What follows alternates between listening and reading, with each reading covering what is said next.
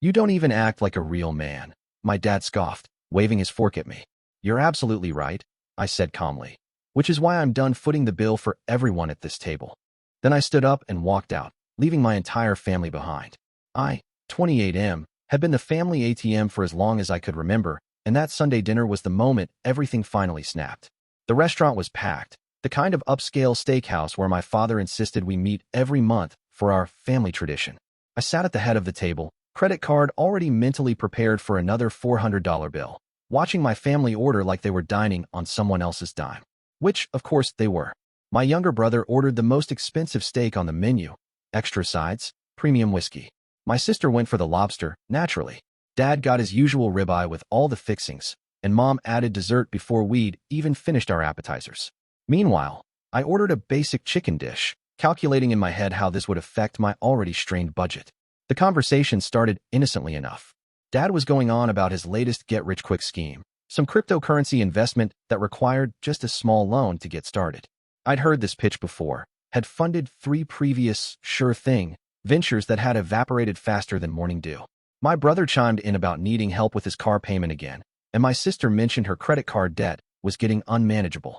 I felt the familiar weight settling on my shoulders, the expectation that hung in the air like smoke.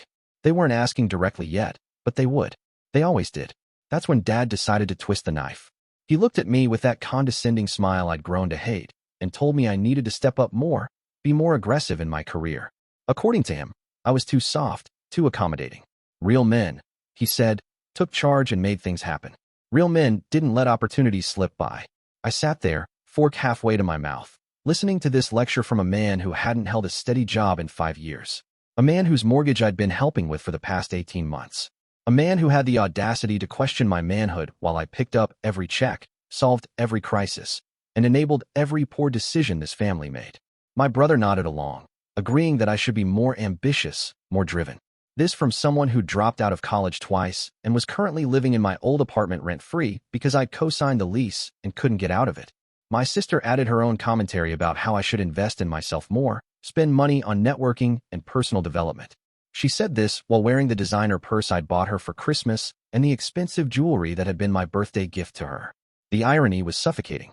Dad continued his sermon, waving his fork around like a conductor's baton, explaining how real men commanded respect and didn't let people walk all over them.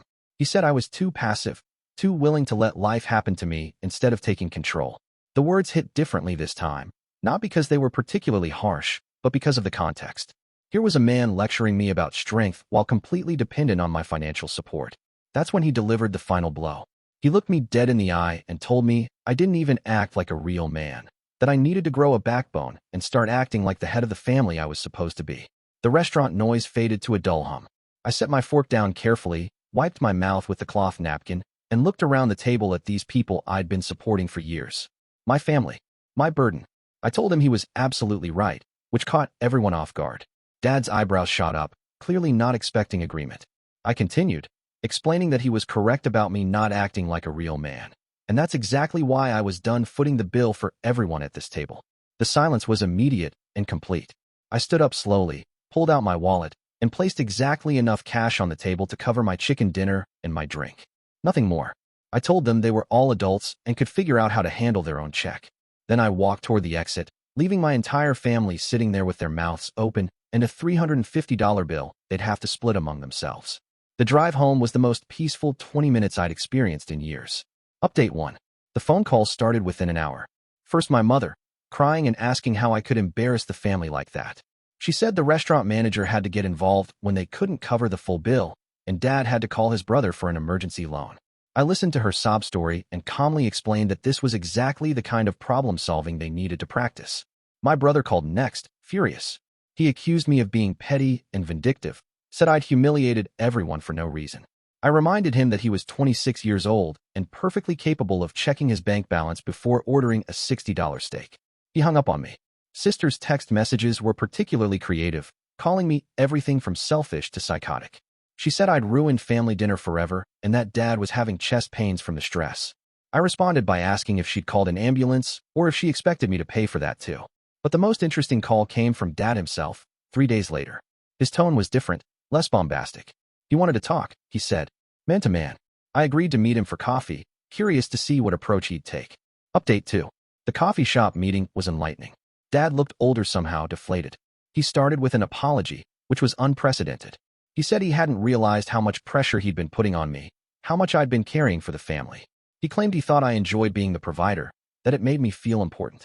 I let him talk, watching him struggle with words he'd probably never had to say before. He admitted that the restaurant incident had been a wake-up call, that seeing me walk away had forced him to confront some uncomfortable truths about our family dynamic. Then came the real reason for the meeting. He needed another loan. His latest investment had gone south, and he was facing some serious financial consequences. He needed $15,000 to avoid losing the house. He promised this would be the last time, swore he'd learned his lesson, painted a picture of the family being homeless if I didn't help. I sipped my coffee and told him no. The transformation was immediate. The apologetic father disappeared, replaced by the manipulative man I knew so well. He accused me of being cruel, of abandoning my family when they needed me most. He said my mother was crying herself to sleep every night, that my siblings thought I'd lost my mind, that I was destroying everything our family had built together. I pointed out that what our family had built was entirely dependent on my income, and that maybe it was time for everyone else to contribute to the construction project. He left angry, muttering about ungrateful children and family loyalty. Update 3. The next few weeks were illuminating. Without my financial safety net, my family had to face reality for the first time in years. My brother got a second job to cover his car payment. My sister started selling some of her designer items to pay down her credit card debt. Dad began seriously job hunting for the first time since his last layoff. Mom was the hardest to watch. She'd been so accustomed to my solving every financial crisis that she seemed genuinely lost. She called me repeatedly, not asking for money directly, but hinting heavily about various emergencies and unexpected expenses. I listened sympathetically and offered emotional support, but no cash. The family dynamics shifted dramatically. Suddenly, my opinion carried weight in conversations because they couldn't dismiss me as easily. When I spoke, people listened, because they could no longer take my presence for granted. The power balance that had been so skewed for years began to level out. My brother was the first to crack. He called me 6 weeks after the restaurant incident, his voice different. He said he'd been thinking about what happened, about how he'd been treating me. He admitted that he'd gotten comfortable with me solving his problems and hadn't realized how unfair that was. He didn't ask for money. He just apologized. Sister took longer, but eventually she reached out too. Her approach was more practical. She wanted advice on budgeting and debt management. She'd never had to think about money before, had always known I'd be there to bail her out. Now she was learning to be responsible for her own financial decisions. The most surprising change was in Dad. The job search had been humbling, forcing him to confront how his skills had atrophied during his years of unemployment. He eventually found work, nothing glamorous, but steady income. More importantly, he stopped lecturing me about being a real man. Update 4. 3 months after walking out of that restaurant, I got an unexpected visitor. Dad showed up at my apartment on a Saturday morning, looking nervous. He said he wanted to pay me back for the coffee that day, which confused me until he explained. He'd been thinking about our conversation, about all the conversations we'd had over the years. He realized that he'd never actually paid for anything when we met, that even our father-son coffee talks had been funded by my wallet. He handed me a $20 bill and said it was a start. We talked for 2 hours. Really talked, maybe for the first time in years. He told me about his fears, about feeling like a failure as a provider, about how my success had made him feel inadequate.